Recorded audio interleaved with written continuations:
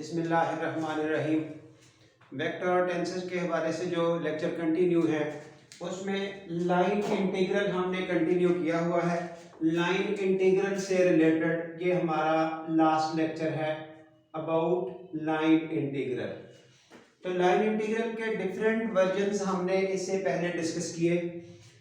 Line integral वो integral होता है जिसको एवेल्युएट किया जाता है अलोंग ए लाइन।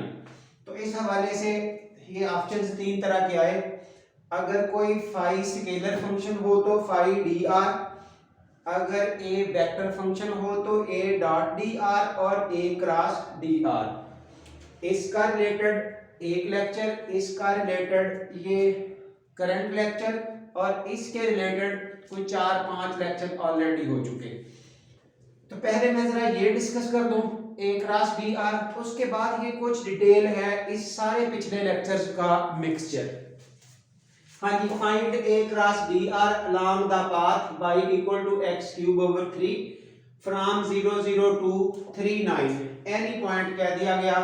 चलिए फ्रॉम 0 0 टू 3 9 यही समझ लें कि ये पॉइंट है आपके पास 3 और 9।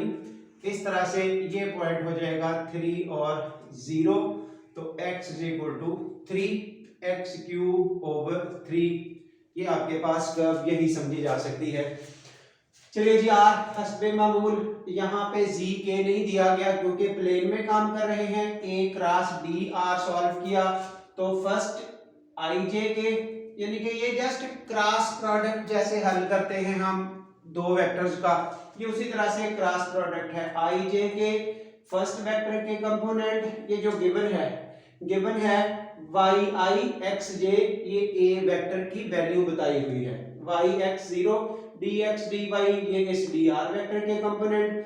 जब हम इस डिटर्मिनेंट को सिंप्लीफाई करेंगे, ओपन करेंगे, तो हमारे पास ये इक्वेशन बन चुकी है जिस पर गुड लगाया गया। It's a cross D are. और अब हम इसका इंटीग्रल सॉल्व कर रहे हैं अलोंग द कर्व ये सी, जिस रास्ते पर चलना है। तो इसी तरतीब से राइट साइड पर वही सी लिखा गया और अब y की वैल्यू बताई हुई है x क्यूब ओवर 3। यहां से dy जब हमने इस पर डिफरेंशियल ऑपरेट किया, d लगाया, तो राइट साइड पर इधर भी डिफरेंशियल लगाया। जब इधर यहां डिफरेंशियल लगा तो d of x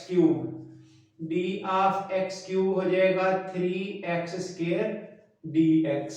3x square dx। ये नीचे वाला 3 अपनी जगह, ये 3 कैंसिल हुआ, तो इस तरह से स्टेटमेंट आपको मिल गई है x स्क्वायर dx। ये ऐसा क्यों किया जाता है? हमें थ्रू आउट वेरिएबल सेम करना होता है, यानी कि या थ्रू आउट x या थ्रू आउट y, ताकि फिर उस वेरिएबल के मुताबिक लिमिट्स ऑफ इंटीग्रेशन यूज हो सके। हाँ जी, इस वक्त ये y की जगह x आ गया, dy की जगह x स्क्वायर dx ये आ चुका, ये पहले ही x है। अब ये जो कर्व c लिखा गया है, यहाँ पर इस c की जगह लिमिट्स लगेंगी किस वेरिएबल की? x वेरिएबल की। तो x की लिमिट्स आ रही हैं, यहाँ 0 0 है, यहाँ 3 9 है, तो x की कीमत 0 से लेकर 3 तक वो आपको लिमिट्स लगा दी गई दोनों इंटीग्रल में। आगे जो इंटीग्रेशन का वर्जन है वो मैटर नहीं करता। x की 6/6 ये नीचे से 1/3 साइड पे हो गया, ये x की 2/2। जब इनकी अपर लिमिट और लोअर लिमिट यूज की गई 3 की पावर 6 - 0, और फाइनली हमारे पास ये आ चुका 36 के। It is a cross D are, जो एक वेक्टर क्वांटिटी फाइनली आया।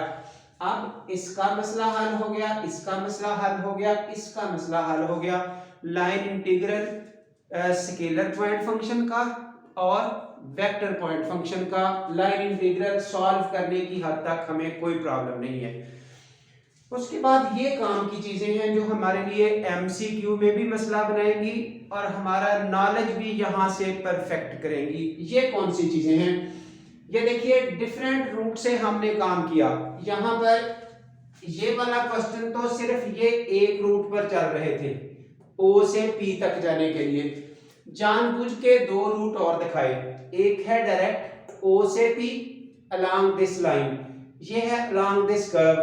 और अगर ये दो हिस्सों में जाए, O से A फिर A से P, क्या हर दफा इंटीग्रल का रिजल्ट सेम होगा या हर दफा डिफरेंट होगा? अगर रिजल्ट सेम है तो इसको बोलते हैं ये line integral independent of the path है, यानी कि रास्ते पर वो डिपेंड नहीं करता, जिस रास्ते से मर्जी होके जाए आंसर सेम ही आएगा। और अगर ये डिफरेंट आंसर आते फिर means depends upon the path. तो अब इंडिपेंडेंट ऑफ पाथ और डिपेंड्स अपॉन पाथ, इनके रिजल्ट्स बताने हैं। ये कुछ ऑप्शंस ऑब्जर्वेशन लिखी है कि कब ये इंडिपेंडेंट ऑफ द पाथ होता है। तो उसमें एक टर्मिनोलॉजी है, ये कंजर्वेटिव फील्ड किसको कहते हैं, ये साथ साथ इसकी डेफिनेशन भी याद हो जाए। अगर ये एक वेक्टर पॉइंट फंक्शन है, ये वेक्टर यानी कि उसको फिर वेक्टर पॉइंट फंक्शन को आगे वेक्टर फील्ड में कैसे कन्वर्ट किया जाता है, ये बेसिक लेक्चर्स गुजरे। It is called conservative if line integral from P1 to P2, दो पॉइंट्स के दरमियान किसी फील्ड में अगर लाइन इंटीग्रल हल करें किसी भी रास्ते से तो रिजल्ट उसका सेम आए along any path. Along any path अगर रिजल्ट सेम आए उस फील्ड को कंजर्वेटिव फील्ड कहते हैं। तो अब कंजर्वेटिव फील्ड कब कब होगा, यानी कि line integral independent of the path कब कब होगा, कौन सी कंडीशनों पर फील्ड कंजर्वेटिव होगा या लाइन इंटीग्रल सेम रहेगा। ये आपके पास ऑप्शंस हैं। In conservative field A we have, ऐसी सिचुएशन में A dot D R independent of the path होता है। ये तो रूल ही समझ आ चुका, ये डेफिनेशन ही क्लियर हो गई कंजर्वेटिव फील्ड की। दूसरा, अगर क्लोज्ड इंटीग्रल हो, क्लोज्ड कर्व हो, जिस तरह से ये एक एलिप्स है, ये क्लोज्ड कर्व है, तो इसके अलोंग ये क्लोज्ड कर्व का सिंबल होता है। अगर क्लोज्ड कर्व के along A dot D are around closed path लिख दिया, ये हमेशा जीरो होगा। ये हम एज थ्योरम डिस्कस कर चुके हैं जिस वक्त ये ए डॉट डी आर हम काम कर रहे थे पिछले लेक्चर्स में। A equal to del phi, where phi is scalar point function. ये डेल फाई कोई सेपरेट चीज नहीं है, डेल का जो ऑपरेटर है एक partial over partial X I, partial over partial Y J, partial over partial Z K, यानी कि ये वाला डेल ऑपरेटर है partial over partial X I, partial over partial Y J, partial over partial Z K, ये del operator है। अगर del phi हल करते हैं तो हमारा यही वाला ए वेक्टर बन जाता है जिसको कंजर्वेटिव फील्ड कहा गया। ये भी रिजल्ट होल्ड करेगा अगर वो कंजर्वेटिव फील्ड है, अगर वो इंडिपेंडेंट ऑफ द पाथ है लाइन इंटीग्रल। तीसरा, डेल क्रॉस ए ले तो ये रिजल्ट भी जीरो आता है, और ऐसी सिचुएशन में इस वेक्टर फील्ड को इररोटेशनल वेक्टर फील्ड का नाम भी दिया जाता है अगर del cross A equal to zero हो। ये डेफिनेशन है इररोटेशनल वेक्टर फील्ड की, ठीक है। यानी कि अगर ये इंडिपेंडेंट ऑफ द पाथ है लाइन इंटीग्रल तो देन ये सारी बातें एग्जैक्ट करेक्ट हैं। इनमें से कोई भी एमसीक्यू में बात हो सकती है, कोई भी आपका नॉलेज वाइज आपसे बात कही जा सकती है। सो इस हवाले से ये चीजें कंफर्म करनी है। Number 5, A dot D R, ये डी आर हो गया D X I D Y J D J D Z K. अगर यहाँ जी लिखेंगे तो फिर डी जी के, ये डी जी किस लिए नहीं लिखा गया यहाँ पर, क्योंकि हम प्लेन में काम कर रहे हैं। ये जनरल वर्किंग है तो उस वक्त डी जी के होगा। जाहिर है डॉट प्रोडक्ट जब हल करते हैं तो आई को आई से, जे को जे से और के को के से मल्टीप्लाई करते हैं।